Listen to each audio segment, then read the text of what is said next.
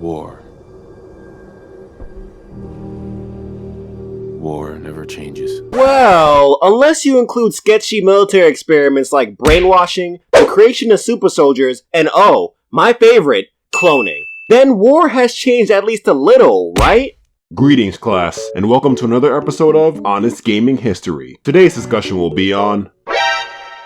Wait. Really? We're doing someone like Snake already? Yup. But I haven't even done this long enough to even feel confident enough to tackle someone like... Look, it's what the fans want, alright? And the fans get what they want. Alright. Let's see how bad I can this story up. Long ago, the American military was the home of one of the most dangerous weapons known to man. Crazy thing about this weapon was that it wasn't actually a weapon. It was one solitary soldier. And this soldier was known as the greatest soldier who ever lived. This soldier's name was simply Snake. However, due to multiple things that happened to him in his past and his overall badassery, he came to be known as Big Boss. Big Boss was known as a hero and a madman. But no matter how you saw him, America knew that he was an asset that cannot be lost. But the good old government forgot that people tend to age and get old. Unless they could magically get some type of elixir of life, Big Boss would eventually get old and die. Niggas die every day, B.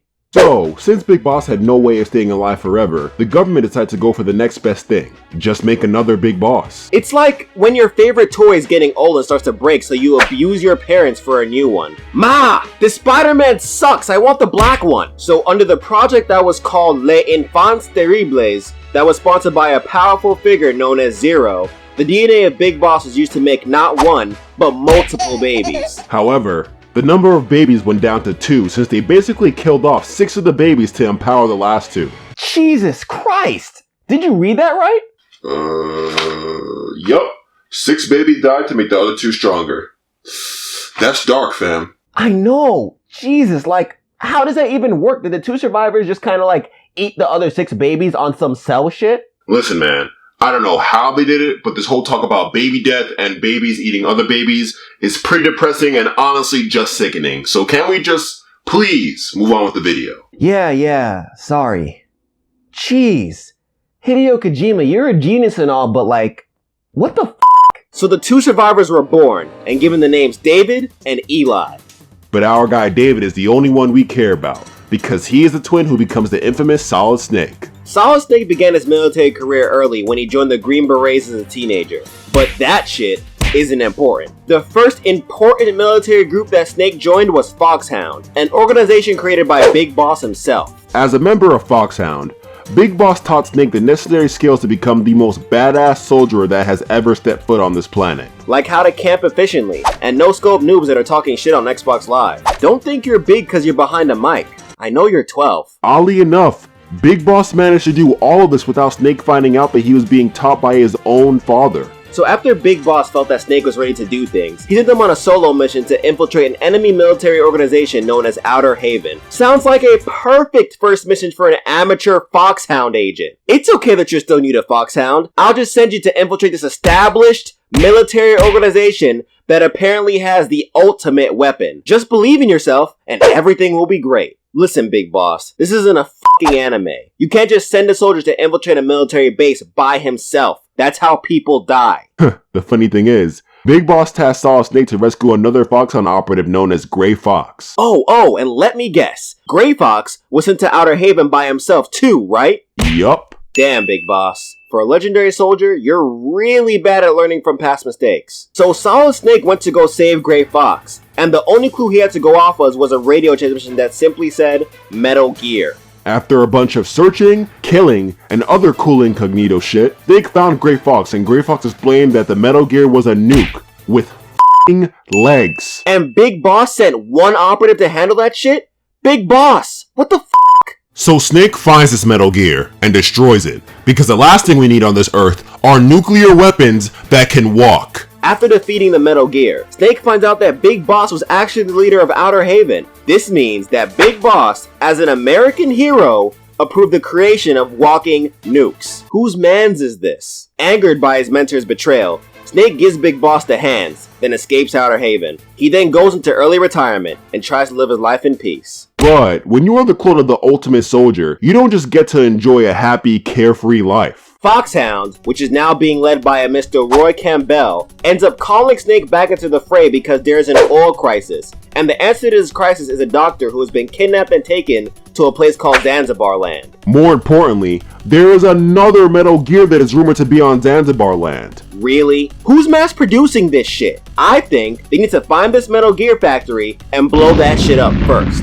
So Snake ends up going to Zanzibar Land, and after another game full of espionage and a bunch of other spy shit, he manages to retrieve the plans for Oilix and destroys another Metal Gear. However, before he's able to leave, he is confronted by a Big Boss. Again. Yeah, so apparently the person Snake defeated in Outer Haven was not Big Boss. It was actually a body double who goes by Venom Snake. We'll talk about him another time. So Snake finds out that Big Boss is behind everything that is going on at Zanzibar Land, and once again, he is pissed. So pissed that he says, "F the guns, f the grenades," and just lights this dude on fire with a lighter and an aerosol spray. Burn, asshole. Burn. After the Zanzibar Land incident, Roy Campbell goes up to Snake and is like, "Hey, listen, Snake, I know you're retired and all, but we can really use a guy like you back in Foxhound. What do you say?" Snake is like, "Bitch, f your organization, f these Metal Gears, and f you! Y'all think it's cool to just send me to infiltrate secure military bases with f***ing nukes? Nah, I'm not having it. Find someone else to idiotically risk their lives for the greater good. I'ma go home and train Huskies to form the most epic dog sled team." And that is exactly what he did.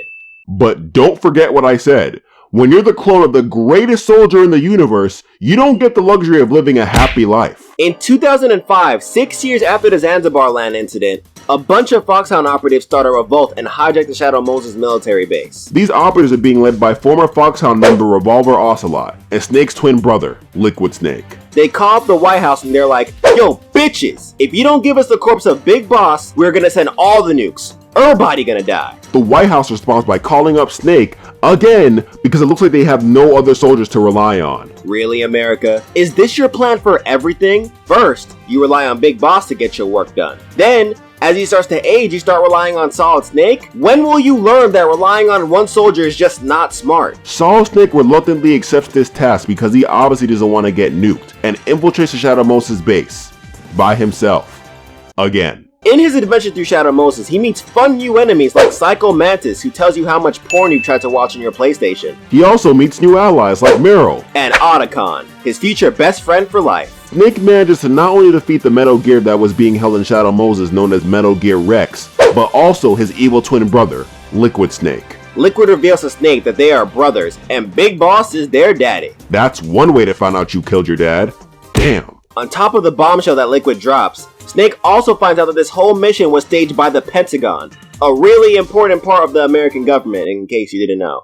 Snake was injected with an artificial virus known as Foxdie. The virus could infect anyone near Snake, but it was programmed to only kill Liquid, so it's like Ebola, but for one person only. Snake is pissed that the Pentagon used him as a chemical weapon, and Liquid ends up dying because of the Foxdie virus. So Snake is seen as a hero for taking care of the Shadow Moses incident, and is safe from the virus.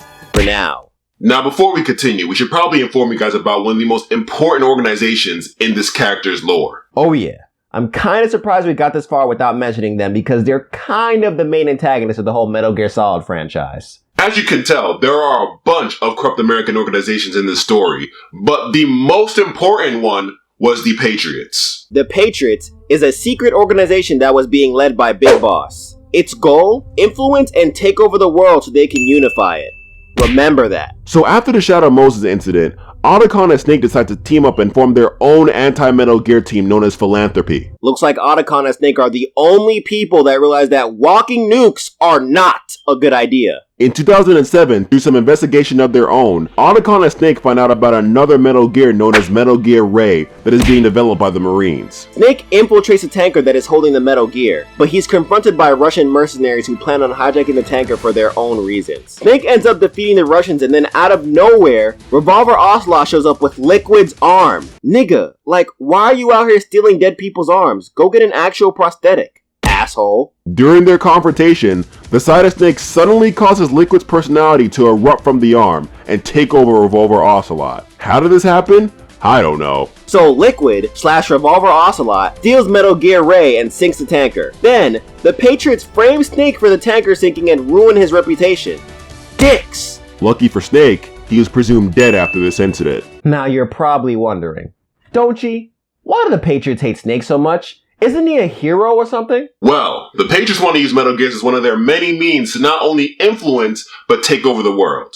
But they can't do that if Snake keeps on running around and breaking their shit. Also, Snake is just overall a threat to the Patriots' plan for world domination, so yeah, can't have that. So in 2009, Snake learns about a Metal Gear that is being held in a facility known as Big Shell. The facility was hijacked by the terrorist group known as the Sons of Liberty, whose group composed of members of the mercenary group known as Dead Cell, Revolver Ocelot, and other Russian soldiers. Are you still following this? Good. Me neither. After hearing about this, Snake decides to infiltrate the Big Shell facility. But Foxhound also hears about the situation and sends their new recruit to handle it. His name is Raiden. Jeez, what is up with Foxhound sending operatives on solo missions? Can they at least get a squad or something? Please! So as Raiden and Snake are taking down the Big Shell, they end up running into each other. However, since Snake is currently being framed as a villain, he can't go ahead and just give out his codename to strangers. So instead, he tells Raiden that his name is Iroquois Pliskin. Raiden and Pliskin kinda sorta work together to take out the members of Dead Cell that are in the Sons of Liberty. They find out that the leader of this whole operation is the third clone of Big Boss. Gas Snake! Gas Snake?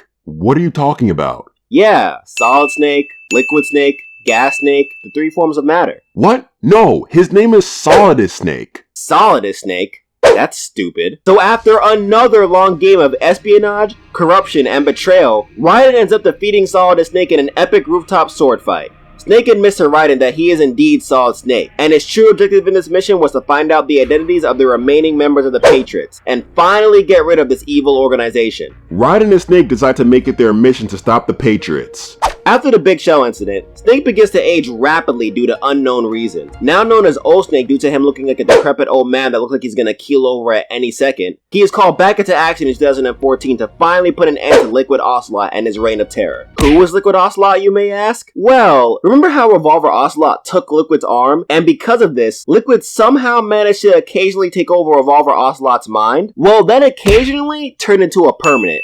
And Revolver Ocelot basically became Liquid. As Snake is on the hunt for Liquid, he finds out that the reason for his rapid aging is due to the previously mentioned Foxdie virus. Yup, it finally decided to affect him at the worst time possible. On top of that, Snake also finds out that his rapid aging is mutating the virus so that it is not just DNA specific. That means that the Foxdie virus will no longer discriminate. Equal death for all races and genders. This means that not only is Snake dying, but he is turned into a walking chemical bomb that will infect anyone near him and kill them. That's worse than an STD. After a game's worth of feeling bad for Snake because he's old as he finally runs into Liquid and defeats him. You're pretty good. You're pretty good. Pretty good. After their fight, Liquid dies for good due to Snake's Foxdie virus, and Snake moves on. Snake decides to commit suicide to stop himself from infecting anyone else with Foxdie. But before the end of Snake's tale, another surprise awaits him. Big f***ing Boss shows up out of nowhere, and after a short duel and a much-needed father-son hug, Big Boss explains everything. He states that the Patriots was a form of AI that eventually got a mind of its own and almost dragged America to a state of ruin, and the man behind this AI was actually Zero. He also says that Snake was injected with the second strand of Foxdie that was specifically meant to kill him and Liquid Ocelot. Because of the second strand of Foxdie, Snake is no longer a biological weapon. After Big Boss confesses to everything, he kills Zero and succumbs to the Foxdie virus. He asks Snake to live the rest of his life as a man instead of a soldier. So Snake does just that. And that is the long, complicated story of Solid Snake. Let us know which other video game character you want us to cover in the next episode of Honest Video Game History. Thank you to all of our loyal patrons for not only supporting this channel but making a video like this possible. If you are not already a patron, go to my Patreon page in the description below and find out how you can support the channel and get some dope ass rewards at the same time. If you enjoyed this video, don't forget to share it, subscribe, and hit the little bell notification thing so you get informed about all of our future content. Be easy, stay lit, and I'll see you guys next time.